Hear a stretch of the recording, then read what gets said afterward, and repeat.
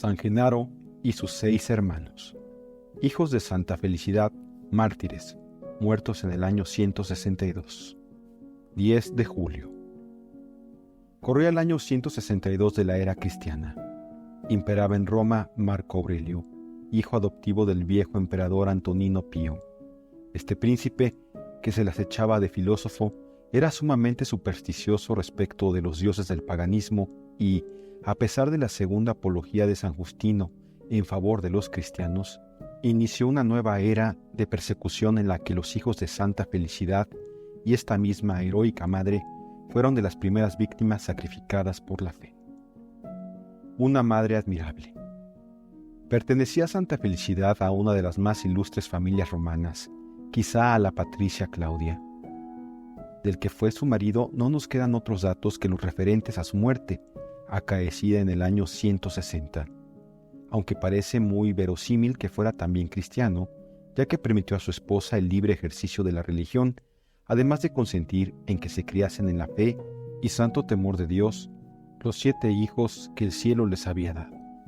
Fueron estos Genaro, Félix, Felipe, Silvano, Alejandro, Vidal y Marcial, modelo cada uno de ellos de cristianas y heroicas virtudes en su corta vida y en la difícil prueba del martirio. Cuando hubo muerto su esposo, persuadióse Felicidad de que el Señor había disuelto el vínculo matrimonial para, en adelante, ocupar él solo todo su corazón. Hizo, pues, voto de no pasar a segundas nupcias, por parecerle el estado de viudez muy propio para santificarse. Renunció a las galas, fausto y profanidad, y se dedicó a copiar perfectamente el retrato que de la viuda cristiana hace San Pablo. Desde luego, encontró grandes atractivos en la soledad y en el retiro. Pasaba gran parte del día y de la noche en sus devociones, pero como sabía muy bien que el primero de sus deberes era la educación de los hijos y el gobierno de la familia, a ello se aplicó principalmente y con todo el fervor de su alma. Hablaba a sus hijos de la brevedad, vanidad e inconstancia de los bienes caducos y perecederos de este mundo y de la gloria perdurable que gozan los bienaventurados en el cielo. «Qué dichosos seríais, hijos míos», les decía muchas veces después de contarles lo que tantos ilustres mártires padecían. «Qué dichosos seríais vosotros, y qué afortunada madre sería yo si algún día os viese derramar vuestra sangre por Jesucristo».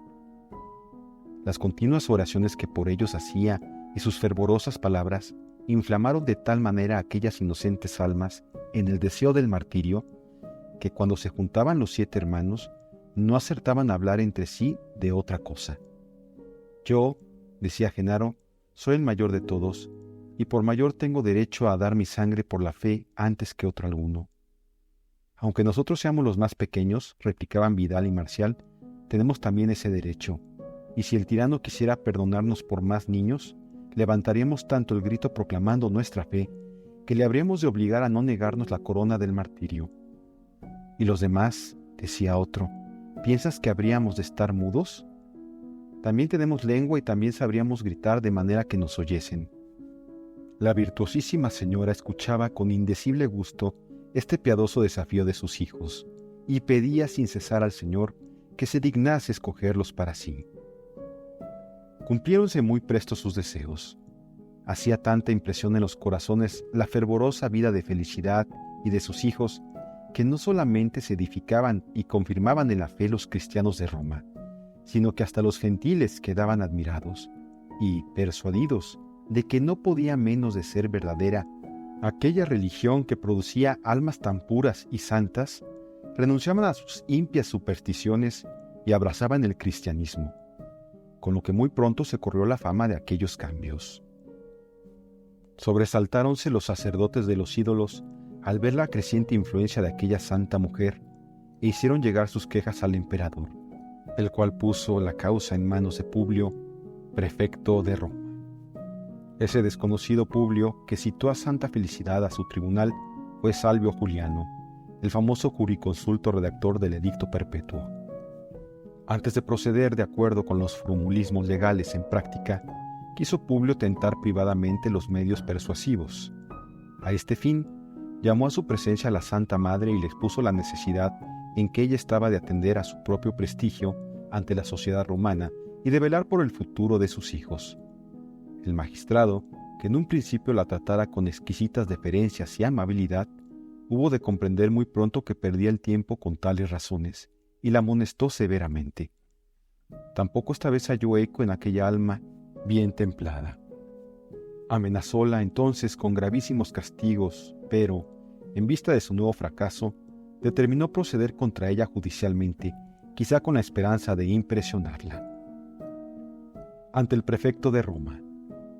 Al día siguiente hubieron de comparecer Felicidad y sus hijos ante el mismo Publio en su tribunal del Foro de Augusto, llamado posteriormente Foro de Marte. El funcionario imperial trata de inducir a la madre a que convenza a los 7 jóvenes de la necesidad en que están de ofrecer sacrificios a los ídolos.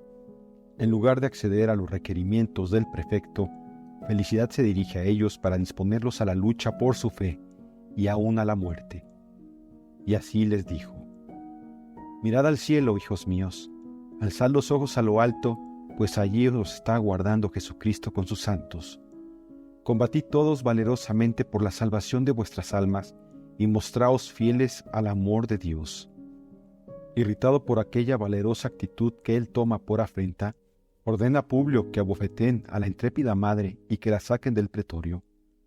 A esto siguió la comparecencia de los 7 hermanos.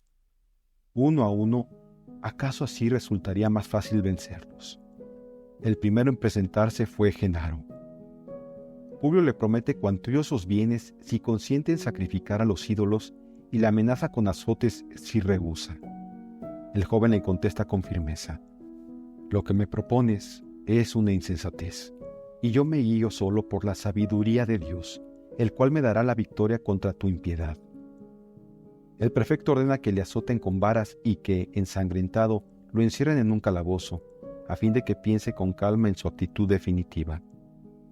Manda comparecer al segundo, Félix, y le exhorta a ser más cuerdo que su hermano si no quiere un castigo semejante. «No hay más que un Dios», dice Félix, «y es el que nosotros adoramos y a quien rendimos el amor de nuestros corazones. No pienses arrebatarnos el amor de Jesucristo. No lo lograrán ni tus insinuaciones ni tus tormentos». El juez lo manda a la cárcel. Comprende que haría lamentable papel frente a semejante decisión.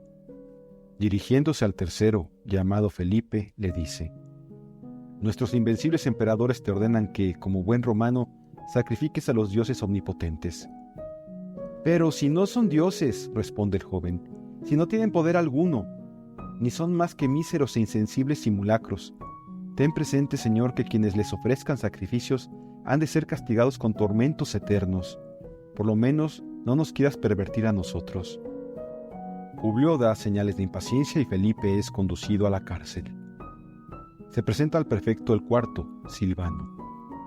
«Veo», le dice el magistrado, «que os habéis entendido todos con vuestra madre para menospreciar las órdenes de los emperadores. Bueno está, pero tened presente que seréis todos condenados a muerte». «Si retrocediésemos ante el suplicio de un momento», replica el muchacho con calma, «nos expondríamos a castigos sin fin. Pero porque sabemos con toda certidumbre qué recompensas aguardan a los justos y qué tormentos a los pecadores, despreciamos vuestras amenazas y despreciamos vuestros ídolos, y en cambio servimos al Señor Omnipotente, que nos dará la vida eterna y para quien reservamos todo nuestro amor». Al tiempo que se llevan a Silvano, ya el juez se ha dirigido a Alejandro. Le apura a despachar de una vez aquel ingrato pleito. «Supongo», le dice, «que querrás salvar la vida y gozar tu juventud, pero solo podrás conseguirlo si obedeces a nuestro emperador. No es difícil, basta con que adores a los dioses. Si así lo haces, nuestros augustos te colmarán de regalos y volverás a tu paz completamente libre». «Siervo soy de Jesucristo», le responde Alejandro. «Ahora, como siempre, reconozco y confieso su divinidad, y mi corazón, que solo ha sido para él, seguiré amándole por toda la eternidad. Y en esto, Publio, de adorar al único Dios verdadero, puedes ver cuánto más vale la sabiduría de un jovenzuelo que toda la experiencia de los ancianos que se esclavizan de las falsas divinidades. Tiempo tendrás de convencerte cuando veas cómo se aniquilan, junto con esos dioses, los que hoy los adoran. Toca el turno a Vidal, es el penúltimo. El prefecto, ya muy impaciente, aunque sin albergar mayores esperanzas, se atreve a insinuarle: tú por lo menos tendrás ansias de gozar y no ganas de exponer tu vida como acaban de exponerla por puro capricho tus hermanos. ¿Y quién es más razonable entre los que desean vivir?, responde el niño. ¿El que busca la protección de Dios o el que busca el favor del demonio? ¿Quién es el demonio?, pregunta Publio, sorprendido. Demonios son los dioses de los paganos, replica Vidal. Cuando nuestro Señor predijo a sus discípulos las persecuciones que habrían de sufrir en el mundo por su causa, les recomendó que no se inquietasen acerca de lo que habrían de responder ante los tribunales. El Espíritu Santo, les dijo, os inspirará lo que hayáis de decir. Esta promesa acababa de realizarse de un modo sorprendente ante el prefecto. Cuando se le había visto, en efecto, a un grupo de muchachos, amenazados con suplicios y la muerte misma, responder con tanta calma, cordura e intrepidez? Faltaba el séptimo, el niño Marcial. Imaginó Publio que también con él fracasaría en su intento. En efecto, Marcial fue digno de sus hermanos y de su madre. «Vais a morir todos», le anuncia el juez, «y por culpa vuestra. ¿Por qué en vez de obedecer a las órdenes de los emperadores, os empeñáis en perder la vida negando el culto que debéis a los dioses?» «Oh, si supierais», dice con aire de majestad el tierno niño, «si supierais las penas reservadas a los adoradores de los ídolos. Dios, usando de paciencia, no quiere aún lanzar sobre vosotros los rayos de su indignación, pero día vendrá en que todos los que no reconozcan a Jesucristo por verdadero Dios serán arrojados a las llamas eternas, donde no existe redención». El juez, que se siente fracasado ante la intrepidez de aquellos decididos jóvenes, ordena que lleven a Marcial a la cárcel e inmediatamente envía a los emperadores el acta del interrogatorio para que ellos dispongan. El último combate. Poco se hizo aguardar la respuesta imperial. Marco Aurelio condenó a muerte a toda la familia, mas, a fin de evitar en aquel momento un escándalo demasiado grande y para que no pesara toda la responsabilidad de la horrible tragedia sobre el prefecto, las causas de los condenados fueron sometidas a varios jueces subalternos, los cuales habían de aplicar la pena en diferentes formas a los intrépidos confesores. Genaro, el mayor de los 7, fue azotado con cuerdas armadas de bolas de plomo. Prolongóse el cruel suplicio hasta que la inocente víctima exhaló el postrer aliento. Félix y Felipe murieron apaleados. A Silvano lo arrojaron de lo alto de una roca. Los 3 últimos fueron decapitados. Esto acaecía el 10 de julio, día en que se celebra su fiesta. Felicidad, ya 7 veces mártir con la muerte de cada uno de sus hijos, fue degollada el 23 de noviembre siguiente, en que la tiene inscrita el martirologio. No sirvió aquella espera para vencer a la valerosa madre. Sepultura, culto. Por los datos anteriores, se comprenderá que los 7 hermanos, entregados a jueces diferentes, no pudieron ser ejecutados en un mismo lugar de la ciudad de Roma, aunque sí lo fueran el mismo día. Según actas, los cuerpos de los siervos de Dios fueron abandonados a las aves rapaces y otros animales carniceros, que milagrosamente los respetaron. Según piadosa tradición, exhalábase un suave perfume de aquellos sagrados miembros que, recogidos al favor de la noche por algunos cristianos, fueron honrosamente sepultados en las catacumbas próximas y honrados con profunda veneración. Félix y Felipe, inmolados juntos, descansaron en el cementerio de Priscila. Alejandro, Vidal y Marcial, muertos en el mismo lugar, fueron colocados en una tumba común en la catacumba de Gordiano. A Silvano, que fuera martirizado separadamente, se le inhumó en el cementerio de Máximo, y cerca de él, la piedad de los fieles depositó luego los restos de su heroica madre.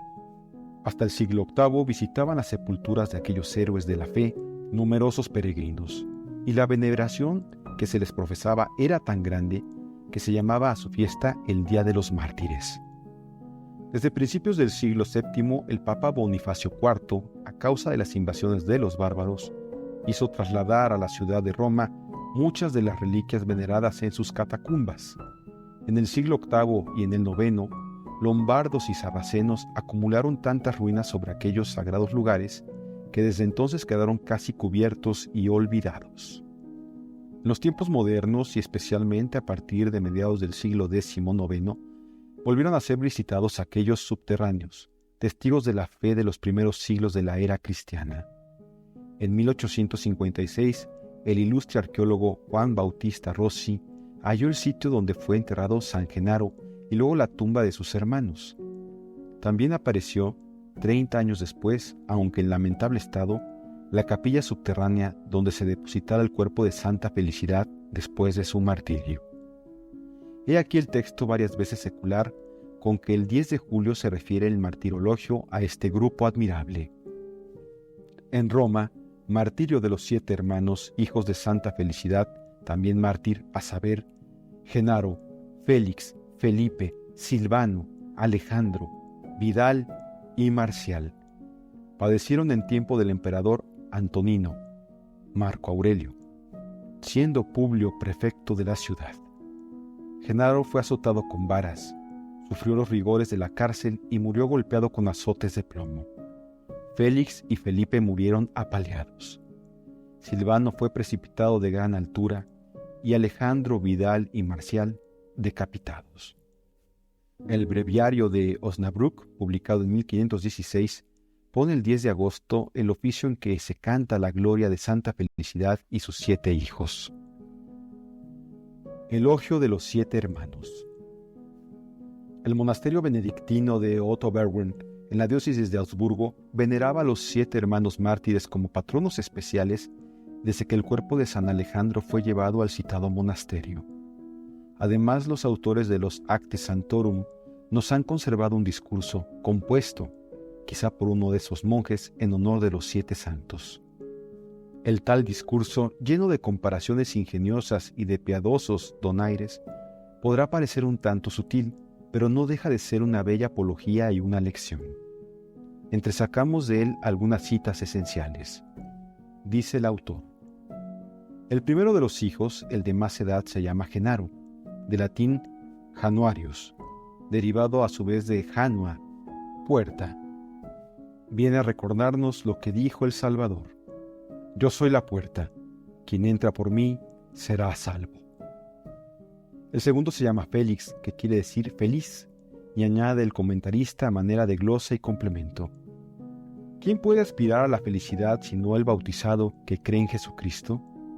Porque solo podemos pensar en ser verdaderamente dichosos, dentro de la relatividad en que lo permite nuestra condición, si rechazamos toda vacilación contra la fe y esperamos la palabra de aquel Señor que nos promete vida bienaventurada.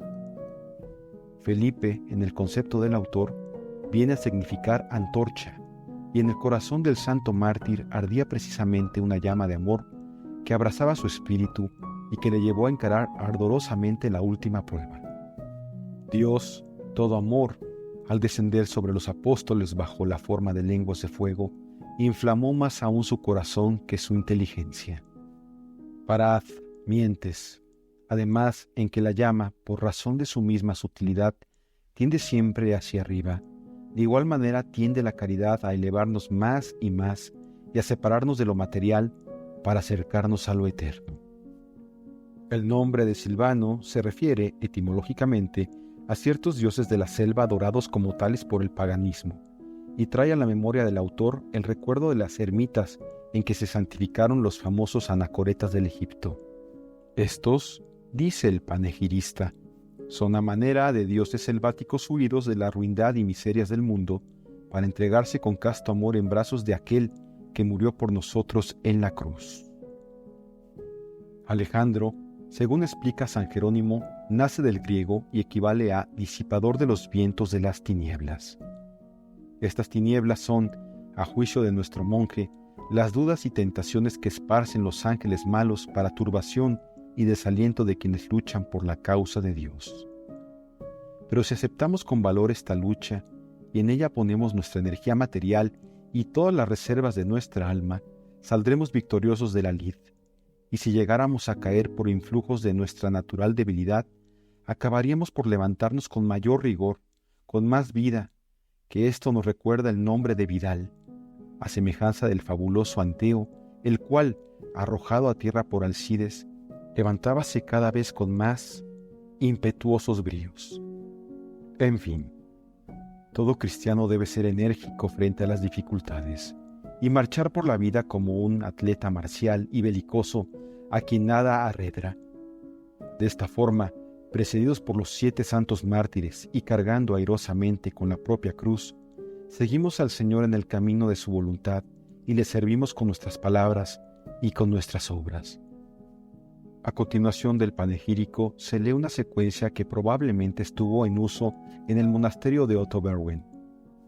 En ella, después de recordar el nombre de Santa Felicidad y el género de suplicio con que fue martirizado cada uno de sus hijos, prosigue el autor en estos términos. Alemania entera celebra las alabanzas debidas a San Alejandro, flor brillante, piedra preciosa, perla magnífica, cuyo cuerpo venerado la sede de Roma envió para nuestro bien a estas tierras alemanas.